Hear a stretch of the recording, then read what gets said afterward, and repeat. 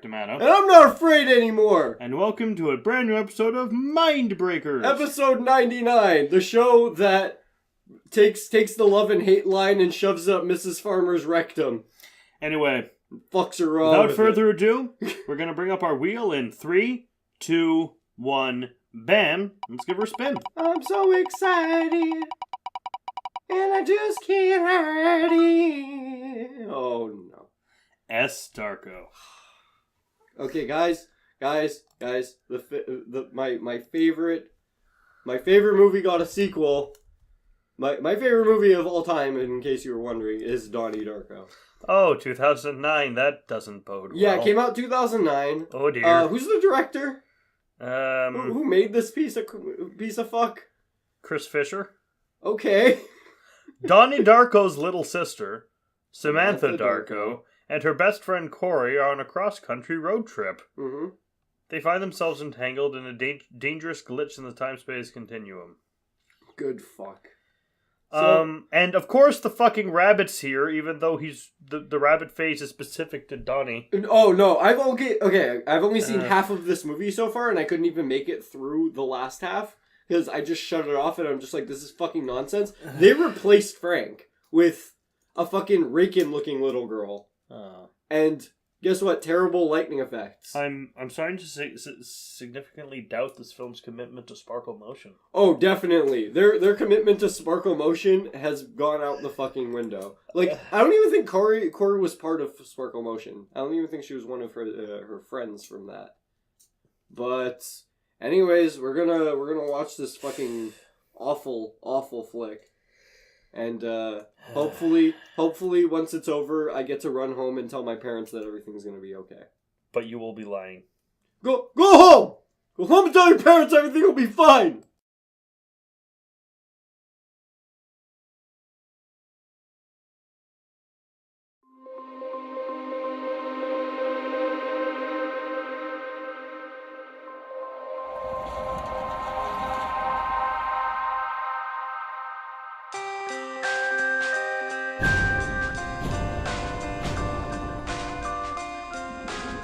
I like it here. With you.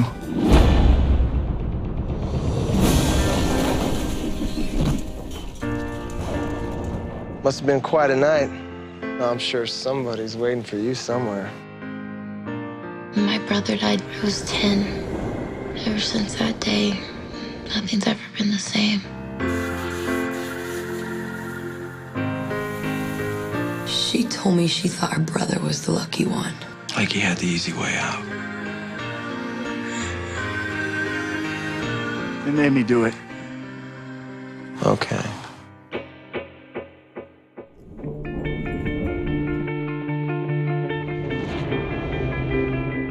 When I was your age, I experienced things that made me feel like God didn't exist. What happened to that little boy? He just disappeared. Everything's changing for me. I can see things that I only used to dream about.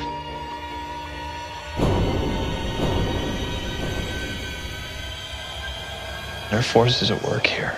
Something evil.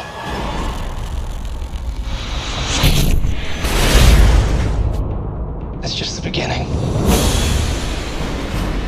Think we're bad people?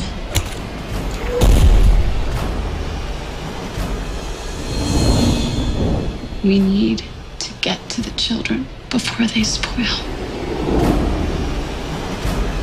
I'd do anything to take it all back. Just start over. 3 hours, 41 minutes, and 35 seconds. The world is going to end.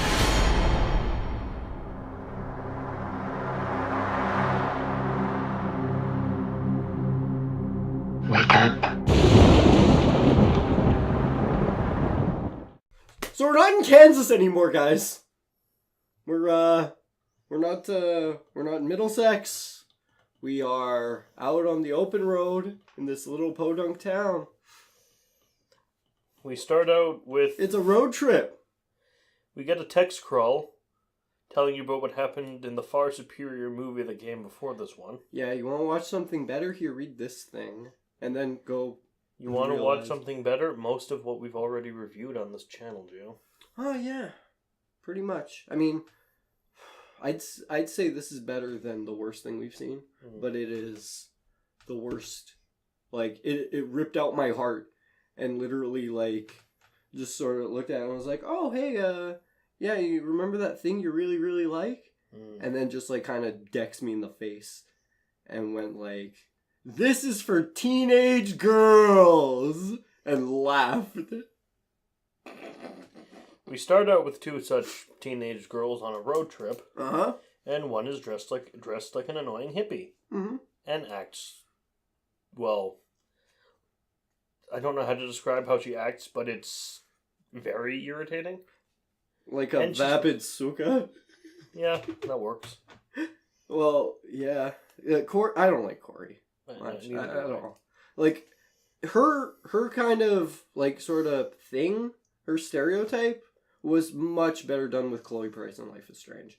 Chloe Price comes off a lot less catty and just this bitchy than... Yeah, she does insult, I think, everyone she meets. Yeah. And gets really, really upset the one time anyone actually stands up to her. And that would be the priest. Yep. But he turns out to be a pretty shitty guy also. Yeah, this movie has no likable characters. Yeah. No coherent plot. She wasn't part of Sparkle Motion. And she didn't know about her brother, really. Well, like, didn't tell anyone. Well, Sam didn't tell anyone about what happened to Donnie. And she knows that. It's annoying it's just because you don't talk about that. Until they bring up what something that what happened to your brother Donnie, you can pretend this exists in a vacuum. Yeah. So they're on a road trip. They take some drugs. Yes. So there's a unicorn in the sky. They have two, and they're just like they do their little catchphrase. Oh God, I hate their catchphrase. Hey, you want to say it? No. We're perfect, aren't we? Immaculate. Such a stupid movie. They've only got the one day to get to this little town. Yeah, it's the 1st of July. Their car breaks down. And they get picked up by they're hitchhiking and picked up and taken to a small town. A little unicorn pops up into the sky and says, "This way, girls." I wish that was joking. I mean, it's exaggerated, but he does. There's a unicorn in the sky.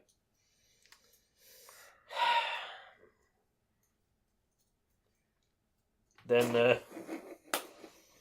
they're getting their car fixed at a garage called Frank's. Yep. For those of you who have seen the first movie. Right. Well. And, while they're fixing the car. This hitchhiker, it looks like Zac Efron. They are the hitchhikers. How can he be the hitchhiker? I mean, this one driver looks like fucking Zac Efron. Yeah. He's just driving by. Sam is laying on the road, and he's driving his red convertible down the street.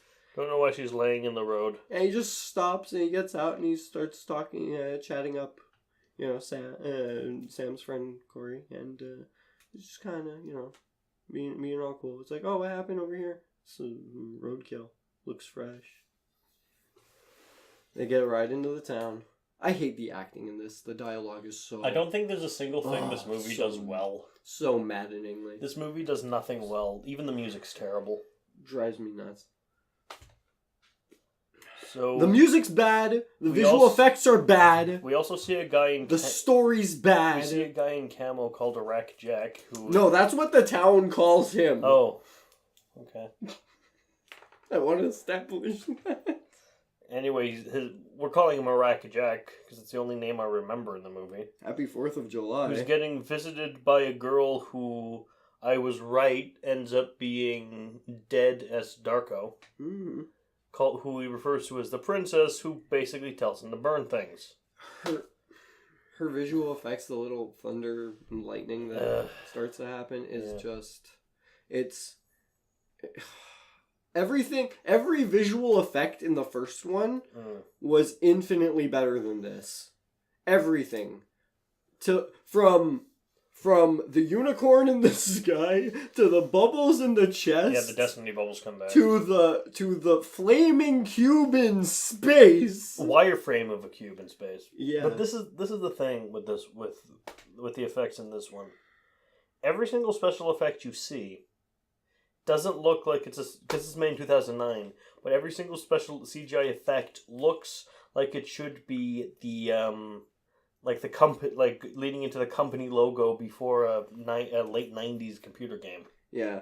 The production logo for this, by the way, was Silver Nitrate Films. And I was just like, I need Silver Nitrate after this movie to like just end my suffering. It's terrible. I can't quite remember the plot flow, but there's a diner. Yep. They go in, get breakfast. Agatha then greets them and tells them about where she comes from because they're like, oh, we're from Idaho. I'm from Boise. There's so much stuff in this movie that doesn't matter. Mm-hmm. Though, they're in a car accident. Darko gets in a car accident while driving with Corey and Zac Efron, and she gets killed. Zac Efron's name is Randy. Randy. And Randall Flagg. Yeah, he's just always just like, he's doing just, oh, I'm a cool boy. I'm gonna lean up on this car and smoke a cigarette. Oh, I'm wearing my sunglasses at night.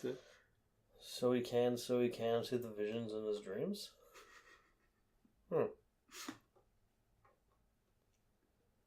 It's... Oh, boy. What? We haven't even gotten a quarter into this. I know. So she's killed. Then we finally see... Corey's moping around. Yeah. We finally see... And then, just skipping ahead to one of the only... We see Iraqi Jack. Yeah, the only interesting thing in the movie. Yeah. He makes a, rusted metal Mad Max No, version. not right now. No, not right away. But that's the only... This is the beginning. Oh. This is still the beginning. Okay. We haven't even gotten that far. Oh, jeez. Don't get ahead of yourself, Mary. Okay. We still got a long way to go. So Iraqi Jack is this guy that wanders around the junkyard in the town, basically, looking for things in garbage. And he's a war veteran. Conspiracy theories. Yeah, he's a war veteran. And he came home and just started talking mad shit, apparently.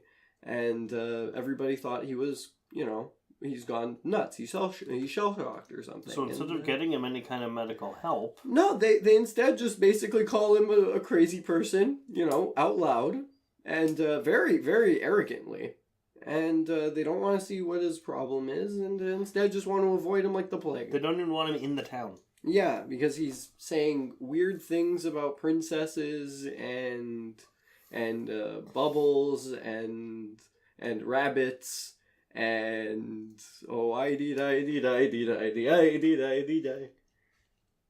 Yeah. The big one for you. He does remind me a bit of Trash Can Man. Yeah. Kinda. Every time the princess shows up... Except he's a lot younger. Every time the princess shows up, she sounds annoying because I put this deepening filter on her voice and a heavy reverb. Mm-hmm. She's barely understandable. The sound of every ethereal being's voice, like the spirit of whatever, ...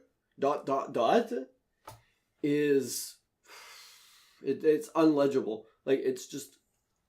you can't comprehend anything they're saying it's garbage. It's just gargled nonsense. It sounds movie. like I'm talking through a bottle with one hole in it. It's like the exaggerated jokes of Bane's voice in The Dark Knight Rises. Mm-hmm. That's what it sounds like. Yeah, at first I didn't even know what the time. Perhaps he's asking why you shoot a man before throwing him out of a plane. Kind of. It was she says 3 days 17. Basically the number code from the first movie. No, 9 and 33. Riveting commentary there. Yep. And it's but why though? And it's because I don't care anymore. This is the fucking movie. So Thunderbolt. The world's gonna end and a meteor falls from the sky. Yeah, the little meteor was... Yeah, it was just... And then some nerd takes the rock from it, and I imagine becomes Venom. Yeah, the cops call, a bunch of the guys in hazmat suits from the stand out. Yeah. And someone's like, maybe we could sell it to some nerdy meteorologist. And it's like, that's not what a meteorologist does. Hey, you see that kid with the glasses that hangs around in the diner and carries his books around like a nerd all the time? Yeah, that guy's probably the smartest person we have in this town. Let him go look at the meteor. But just that was like some meteorologist. They don't study meteors. That's not what they do, dumb cop man. Apparently, this rock is not on the periodic table. You know what else this rock isn't? What? In any way relevant to anything that happens in this film. Pretty much, it's just kind of like the thing that drives this kid crazy. So because he's a super science nerd. So you're telling me it is they are Venom at this point. At this point, lovely. Probably good. So after he gets this little flash. We go to Darko. Well, Samantha. I'm just gonna call her Samantha. No, because she's not alive yet. No, we're at the beginning. Oh, I skipped ahead. Yeah, you did. Oh. So, Sam is passed out on a tree in a little park, and a cop walks up, and he just goes, yeah, you look important. Somebody must be waiting for you. Because you're the main character of this movie, Sam. They're living in a motel at the moment, by the way. Yeah, and he's just like, yeah, my friend. She's just like, yeah, my friend Corey is like at this motel. Drive me over there, and it's like, oh, okay, cool. Drives her in, and then we get a sight of the Jesus Onomy book because they go see the pastor, her and Corey. And, they basically... Corey talks mad shit about him. Yeah. To his face. And he does not care. Uh-huh. Which annoys her greatly. Mm-hmm. And she's just like, whatever, blow me. She walks away. And Corey, takes... Samantha walks up and takes the book from him. And it's Jesus Onomy. Hey, Jesus loves you! Hey, Merrick, Jesus loves you. So, Jesus loves you, Agatha. You go, Glen Coco. Who's Glen Coco? You don't know Glen Coco? No. Okay. So, takes the book, and I'm guessing this is this movie's theory of time travel?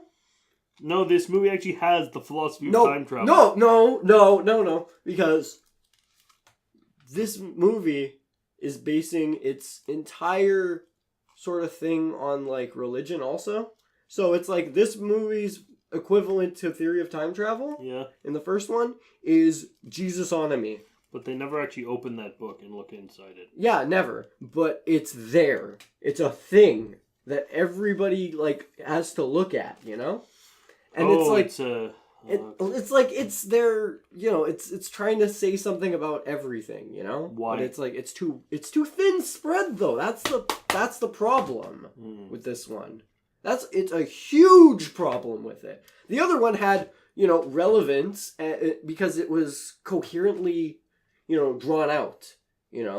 We had the establishment of metal object right off the bat. Yeah. This is the theory of time travel right here, and then. It's like, okay, this is the reason you're seeing this thing, and this is destiny is portrayed kind of as this, but you can sometimes try to deny it, and blah blah blah. This movie. This one is just blah blah blah. This movie has no familiar faces. Yeah, but I think that's a big problem with it too. To reference a song from the first movie, but it is going nowhere. Mm-hmm. Seriously, it's going nowhere. I think that's. I have a lot of problems with it. So can we skip to Darko being hit by the car, please? Or being in the car accident so we can get through this stupid film? We'll skip right over Bubble Dick.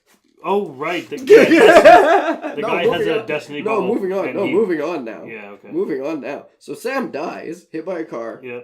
And then the bunny mask. Then the bunny mask thing. And Corey sees the little boy. Yeah. And then the little boy tells her, dump this thing into the water, and then go through this little portal, and this takes them all the way back to the first day again. But first, the mask is made of metal with a barbed wire. Yeah, because the crown of church gets thorns. burned down. Because he burns down the church. Yeah, and then he feels sorry about it because everybody's talking about it. But even though it's like it's Sam's spoilers, I guess. Yeah. Should I even be spoiling this? Are people even gonna watch this? They shouldn't. But that's my big problem. That's another huge thing. Like, in my heart, it's like, should I be talking about just literally everything? Just gushing about this thing? Or are people actually going to be watching this? Because this is actually a movie I gotta ask myself. Because, like, I gotta ask myself that humongous, just, this elephant in my brain is just calling that out. It's like, are people going to watch this?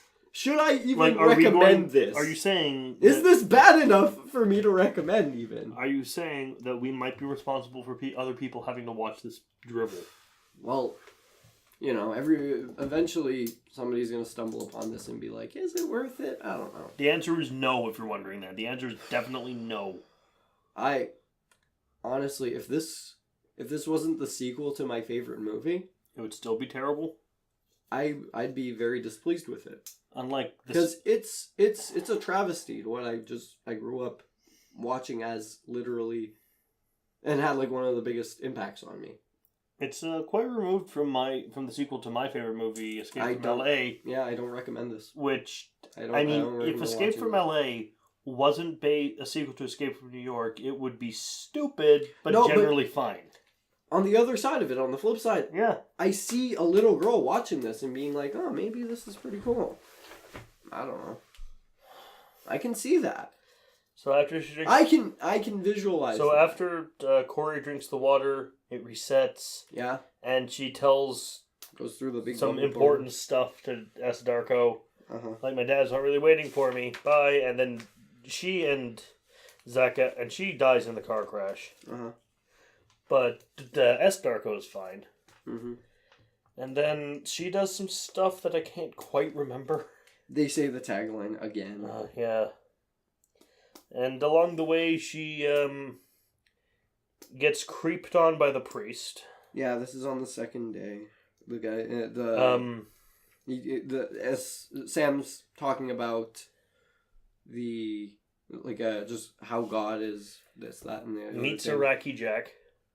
Yeah, but also the science nerdy dude, and he's telling her all about how God is amazing and blah blah.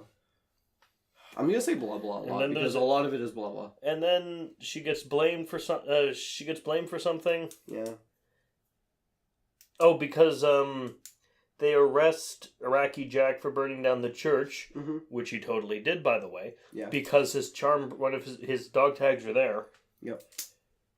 And then she blames some blonde girl who really likes the priest, and then she slaps her across the face. Because she has to have a moment like that. But why? Because this character is the main character. But this other character doesn't matter enough for this scene to make any difference to the viewer.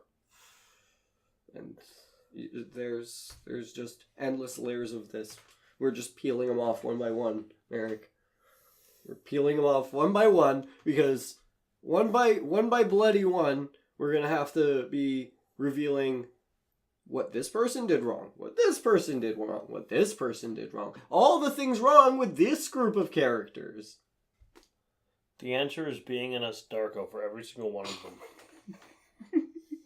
Because I could literally open up the package on each one of these little 2D figures. Why would you ever want to do that? I could, though. I could. And it wouldn't make a lick of difference because this is just the root of it is you're trying to cram. Yeah. And it's just rotten in the core. It's just rotten in the core because you don't have the spirit. You don't have the hope in this. You don't have the will. Donnie's such a smart, thought out. Save it for your end critique. Just work on what you're gonna say and then save it for the end critique, okay? This is a travesty. So she meets she meets Iraqi Jack, but then she gets Then she, at one point, she's given a scaly dress she's been looking at in the window, which is the same dress the princess has been wearing. But you wouldn't be able to tell because the visual effects are that bad. And so the nerd guy buys it for her, and she goes to watch the 4th of July fireworks with him, and then he hits on her, and she's not interested because, well, her best friend just died. The second I heard, oh, you want to watch the fireworks with me on 4th of July? And it's something about... Ding, ding, ding, ding, ding. And it's something about he thinks she's very shallow, and so the bunny mask just falls from the sky and stabs her in the chest with its bladed teeth. Great flow you have there. Oh, yeah, because things just sort of fall out of the sky sometimes in this universe now. And previously we had the flaming cube falling from the sky. That was a thing. And then we had the meteor that turned into the bird. Yes. And this is the thing. It's not what you normally expect a phoenix to look like. This triumphant... No, it was a goose made of fire. It turned into... This cube turns into this meteor because solids. And then... Bird! Flaming Canada Goose. That's all you can say. It's a flaming Canada Goose. And then time resets again. I would get a jacket with just this flaming goose on it. Time resets again. And then somehow everyone's alive and everyone lives happily ever after. But what happened though, the big thing that happened in this one? Yeah. Was Sam... We forgot to mention, this is the big thing. Yeah, exactly. The little kid who they've been looking for this whole time, by the end of this movie, is never found. Yeah. No, not just that. No, not just that. Iraqi Jack is actually Justin Sparrow, Roberta Sparrow's grandson. And then I just threw a fit. You did.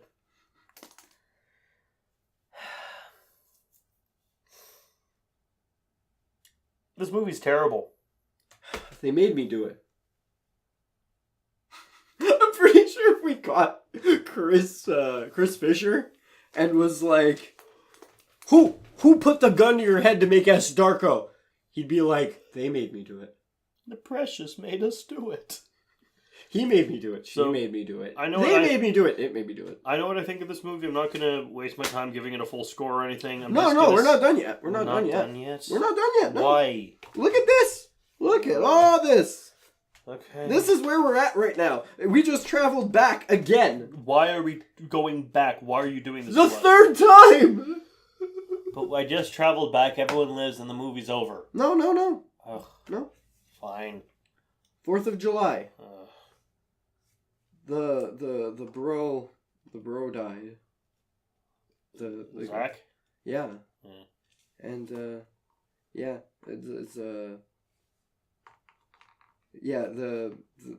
back at the diner. Okay. And they're just enjoying their little breakfast. And Sam's like, I have to tell you something. I have to tell you something. Why do you care so much about this movie? My brother died, and I don't like to talk about it. And he's like, oh, I'm so sorry. You are talking about it now. Yeah, but I'm sorry. Okay. And then Iraqi Jack, Justin Sparrow, walks into the diner. Captain Jack Sparrow. Yes, Captain Jack Sparrow walks into the diner. And he walks up to Sam and he says, show me how! And then they go see the fireworks. And the big smart kid, he's there with Sam. And he's got these little marks on the back of his neck. And two little dots, you know? Mm. 2 little dots. Burns. Yeah. And he starts, being like, oh, this meteor, it's so beautiful. Look up at it. It's gorgeous. This has changed my life since they started coming down. Oh, these are fantastic. And Sam's like, you should calm down. And he's like, no, I don't want to calm down. No, this is me being calm. This is me being calm. Then And then it looks like he's about to burst one of the brain stems out of his head from beyond. Yes. What it looks. His pineal gland is going, and then he pushes her down and she breaks her neck against a rock. But then suddenly there's a rabbit mask in her. Yeah. And then that's not even the best part though. It's just the music starts going, fall outside. And then we go back again, and then Sam sees this happen because oh no, everything's bad, and then she just gets on a bus and just goes away and leaves, and then the movie gets to be done, and no one has to die. And this is after she just pulls out her little lipstick, and throws writes a little a heart balloon on the window. And then presumably gets thrown off the bus for doing graffiti, hopefully. That's my ideal ending. La la la la la la la la la la la la. Thank you, Gio. You're welcome, man. I'm going to give my thoughts on the movie. Then I'm going to let you do your thoughts, because I think your thoughts are going to be longer and more in-depth. Well, I've always been one to say that well thought out philosophy is probably better than one that was not thought out at all and is just sort of thrown out there. I did not like this movie. Because this movie was just sort of thrown out there. For me, this movie was, it was painful in how smart it thinks it is, how its lazy attempts at being deep. And it's just generally a very, very boring film. Oh, you're telling me, man. But Donnie Darko, though I have seen it and enjoyed it, has never been a really major part of my life like it has been for you. Mm. Like, I saw it when I was in Seja, and I enjoyed it, but it was just a good movie. It wasn't anything deep and groundbreaking for me personally. So, this is a meh film. I probably won't remember it after this, because there's more important stuff that should stick in my brain, aside from this terrible film. Yeah, but for me, this was my favorite. And it was just, it stood for, it grabbed rhetoric from all kinds of different things. But the characters were so, well done, and everybody's interacted so, so they just melded perfectly. And it made me feel something for each and every one of them. So when things happened, I was like, oh, wow, all right. Because I just watched this of my own free will. I didn't watch it in school. It was just a thing I wanted to watch. And I didn't watch Donnie Darko when I was in school. I watched it while I was going to Seja. Yeah, for me though, it just sort of it rooted down more personal than just kind of oh, you had to watch this. But it was a thing that I feel if I wouldn't have gotten to watch, I'd be sad if I didn't get to watch it. And I'm saddened by this, because this right here just took that away from me. And is probably this movie will never be shown in a class, because it's just, unless that class is what not to do. Especially what not to do with your sequels. Seriously, ladies and gentlemen, just... Well, we have worse sequels coming on the wheel. Yeah. I will remind you, there is a Titanic 2. Yeah, I know. Oh, I'm perfectly aware of that, my friend. So, what do you give this movie? I give this a trash fire. Okay. That I get to throw my hatred into, just for endless amounts of days, minutes, seconds, and hours. This movie will only stick in your head for 28 days, 6 hours, 42 minutes, and 12 seconds. This is when your anger will end. Well, what's your score? Meh. It wasn't interesting in any way. Gio, I did not like this film. Oh yeah, I know. Bad movie, but not. So it's a meh. But it's not bad enough to be fun. Meh out of meh. Meh. Exactly, it's a man. Meh out of ... Yep. So, next time is going to be the 100th episode of Mindbreakers. Here's to episode 100. May it be the shiniest of all of these horrible turds. Because we're going to be watching the third quel of a terrible franchise. Indeed. both versions. Both of them. See you guys next time! Okay, so we're out here with the Donnie Darko DVD Blu-ray. Gio, hold it up for the camera, please. There it is. It's really there.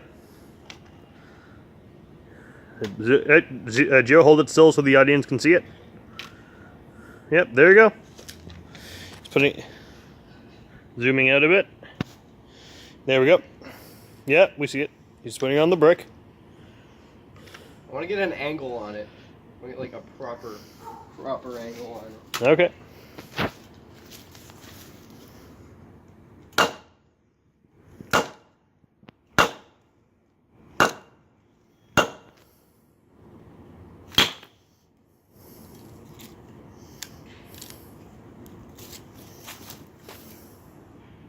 I keep this for myself. Yes. I claim this in the name of all great movies.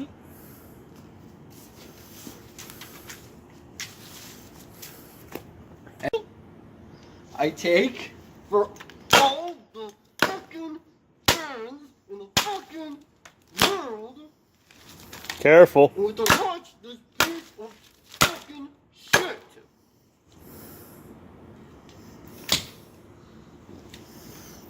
Chris Fisher, if you're watching this, I hope you know.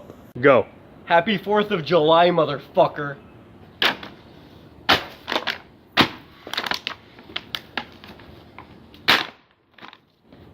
Bye.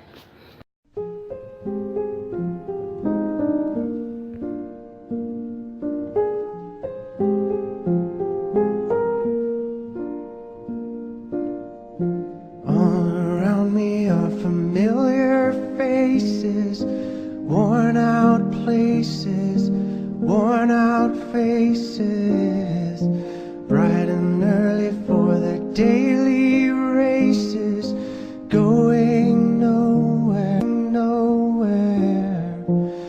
Their tears are filling up. Your movie can go suck a fuck! And it's half-assed Groundhog Day plot, honestly, wasn't even worth fucking watching. It made me sad to subject myself to. No tomorrow, no. So this is gonna be this movie's final eulogy. And all you out there that watched, I hope you enjoyed the show. This. Woo! Woo-hoo-hoo! The final resting place. Now, guys, ladies, gentlemen, aliens, I can bring for you the big one. Remember, guys, the big one is you. Here we go.